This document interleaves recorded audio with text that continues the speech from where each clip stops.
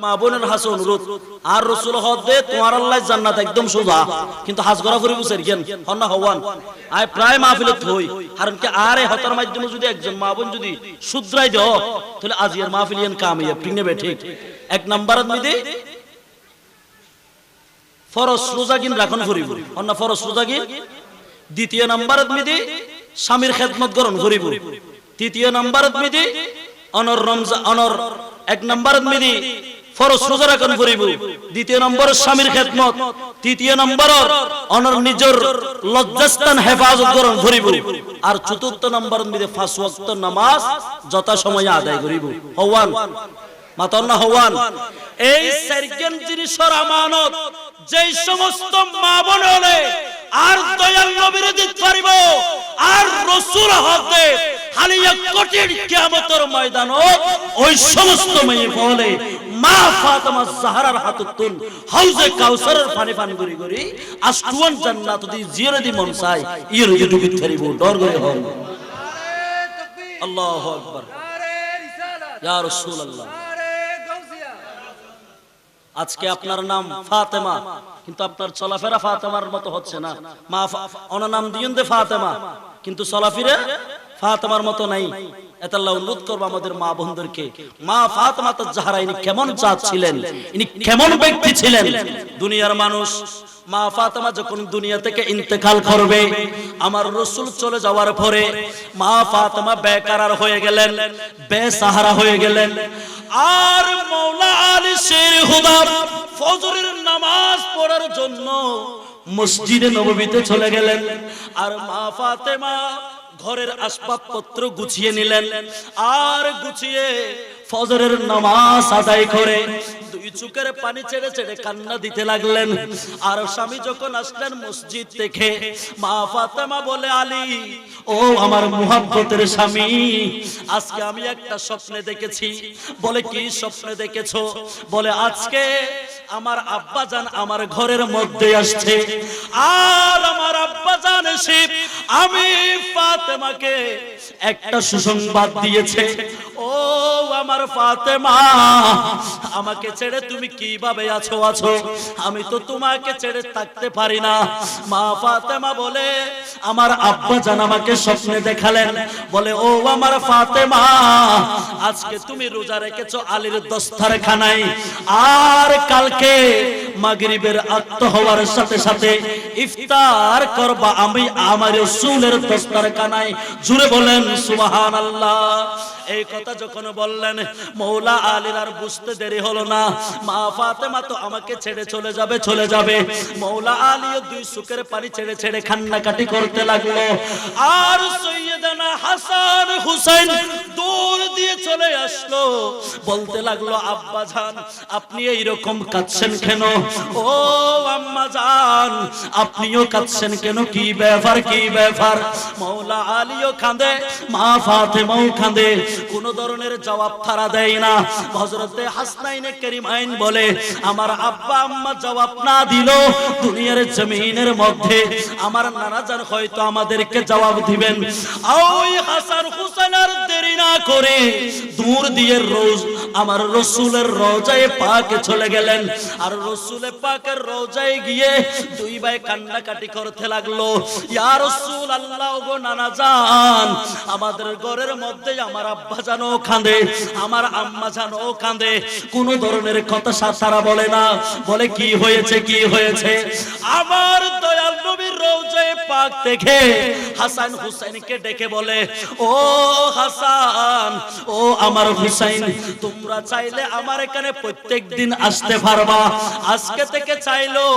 তোমার আম্মাকে আর কাছ থেকে দেখতে পারবা না তোমার আম্মা জানের কাছে যাও এই কথা বলতে দেরি হাসনাইনে কারিমাইন আর বুঝতে দেরি হলো না আমার মা ফাতেমা আমাদেরকে ছেড়ে হয়তোবা চলে যাবে দুই ভাই দূর দিয়ে চলে আসলেন মায়ের ডান পাশে বাম পাশে বসে গেলেন হাসান হুসেন দুইজনে কান্নাকাটি করতে লাগলো আর মাওলা আলী শের খুদা কান্দে মা ফাতেমা চিৎকার দিয়ে বলে, ও আমার স্বামী, আমি আর বেশিক্ষণ হয়তোবা থাকবো না, আমি মা ফাতেমা চলে যাব।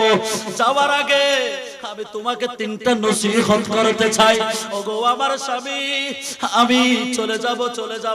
যাওয়ার আগে তোমাকে আমি প্রথম নম্বর উপদেশ দিচ্ছি, আমি ফাতেমা, আপনার সাথে বিবাহ হয়েছে, হয়তোবা আপনার যোগ্য আমি ছিলাম না, আমার আব্বা জান আপনার হাতে আমাকে তুলে দিয়েছে। আমার চলাফেরার মাধ্যমে আপনি যদি আমার উপরে অসন্তুষ্ট হন বা কিংবা কষ্ট পেয়ে থাকেন, আমার দয়াল নবী বলেছে, যাকে আপন স্বামী ক্ষমা করবে না, আমার আল্লাহ তাকে ক্ষমা করবে না। কারণ স্বামীর পায়ের নিচে হচ্ছে স্ত্রীদের জান্নাত। ওগো আমার স্বামী, আমি ফাতেমা চলে যাব। প্রথম নাম্বার উপদেশ হচ্ছে, আপনি আমার স্বামী, আমি ফাতেমা কোনোদিন আপনার যোগ্য ছিলাম না, আমার বাবা আপনার যোগ্য বানিয়েছে। আমি আপনার কাছে প্রথম নাম্বার যে ওয়াদা রাখছি, ওগো আমার স্বামী, আমার চলাফেরার মাধ্যমে যদি আপনি কোনোদিন কষ্ট পেয়ে থাকেন, আমাকে একটু ক্ষমা করে দিবেন। এই কথা বলার সাথে সাথে মওলা আলীও দুই চোখের পানি ছেড়ে কান্নাকাটি করতে লাগলো। ও ফাতেমা, এটা কোন ধরনের কথা তুমি বললা? আমি আলীর তো কোনো ধরনের যোগ্যতা ছিল না তোমাকে বিবাহ করার জন্য। তোমাকে কি একটা বসকাট দিতে পেরেছি না? আসবাবপত্র ভালোভাবে দিতে পেরেছি? তিন বেলা খাবারও তোমাকে কোনোদিন দিতে পারি নাই। তুমি আমার রাসূলের কন্যা, আমার বিরুদ্ধে যদি একবার তুমি আমার রাসূলের কাছে নালিশ করলে আমি আলীর সমস্ত আমল বরবাদ হয়ে যাবে।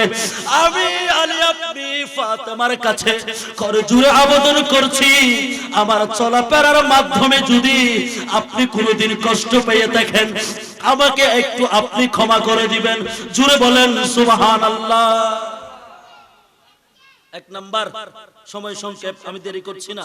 দ্বিতীয় নাম্বার বলছে, ওগো আমার আলী, আমার দুইজন হাসনাইনে কারিমাইন আওলাদ রেখে যাচ্ছি, কোনোদিন তাদের মনে কষ্ট দিবেন না। কারণ এই হাসনাইনে কারিমাইনের মাধ্যমে কাল কিয়ামতের ময়দানে আমার আব্বা জানের কোটি কোটি গুনাহগার উম্মতকে আমি মা ফাতেমা পার করিয়ে নিব। জোরে বলেন। আর তৃতীয় নাম্বারের মধ্যে হচ্ছে, আমি যখন ইন্তেকাল করব, যথাসম্ভব আমাকে তাড়াতাড়ি দাফন করে দিবেন। দিনের বেলায় নয়, রাতের বেলায় আমাকে দাফন করে দিবেন। আমার খবর এটা উঁচু করবেন না, সমান করে দিবেন। কারণ কোন মানুষ যাতে ধারণা করতে না পারে রাসূলের কন্যা ফাতেমা লম্বাই এত ছিল, চওড়াই এত ছিল, কেউ যাতে ধারণা করতে না পারে। কারণ আমাকে কোনোদিন চন্দ্র সূর্য দেখে নাই, পুরুষ তো দূরের কথা, সেই জন্য আমার পর্দা যাতে লঙ্ঘন না হয় সেই দিকে খেয়াল রাখবেন। জুড়ে বলেন সুবহানাল্লাহ। কি উপদেশ তিনি দিয়েছেন, আজকে সেই উপদেশ আমাদের মা বোনদের কাছে আছে। কথা বলেন আছে? স্বামী দিন মজুরি করে, রিকশা চালায়, ভ্যান গাড়ি চালায়, আরে ভাই আপনি বাইনা করে আছেন। আমার অনেক মা বোনরা বাইনা করে আছে, যখন ঈদ আসে তখন স্বামীর কাছে বলে আমাকে 10,000 টাকা শাড়ি কিনে দিতে হবে। আরে ভাই 10,000 টাকা শাড়ি হতো ভাইবু, ইবের মাত্র লিস্টে চলে, দিনে 500 টাকা হামাত দে, এলেও বোধ সংসার ভাঙাভাঙি হতে আসে না নাই, মাতন না আসে না নাই। খবরদার, যারা স্বামীর মনোজ বিদে হস্ত দিব আর দয়াল নবী হতে মা ফাতেমা হতে, তারা কোনদিন হাউজে কাউসারের পানি হাইতে পারিবে। ডর করে হন নাউজুবিল্লাহ। আর যারা স্বামীর সেবার নিতে সন্তুষ্ট হই, জিদ্দুদ দিই ওবো কা স্বামী 500 টাকা হামাত দে, 10,000 টাকা শাড়ি হতুন দিব, জিদ্দুদ দিই এন শুকরিয়া ইন তেরা ভাড়া দিয়ে দেরি, আজ জামাই জিদ্দুর ভাড়া দুধ দিয়ে দে, এলে হই ইন রে বুকত আলিঙ্গন করিল ইনে, যে সমস্ত মা বলে হলে সময় জীবন নান অতিবাহিত করিব মা ফাতেমা হদ হালিয়া কিয়ামতের ময়দানত, ওই সমস্ত মহিলা আল্লাহ আই হাউজে কাউসারের পানি লইতে দেখুম। ডর করে হন সুবহানাল্লাহ। আমার কথা মাধ্যমে যদি আপনারা কষ্ট পেয়ে থাকেন অবশ্যই ক্ষমা করে দিবেন। আল্লাহ পাক সুবহানাহু ওয়া তাআলা যা কথা বলেছি ইসলাম কোরআন হাদিসের মোতাবেক বলেছি, আল্লাহ পাক সুবহানাহু ওয়া তাআলা সেইগুলো আমল করে সেই মোতাবেক আমাদের জিন্দেগি গঠন করার তৌফিক দান করুন। ওয়া মা আলাইনা ইল্লাল বালাগ। আসসালামু আলাইকুম ওয়া রাহমাতুল্লাহি ওয়া বারাকাতুহু।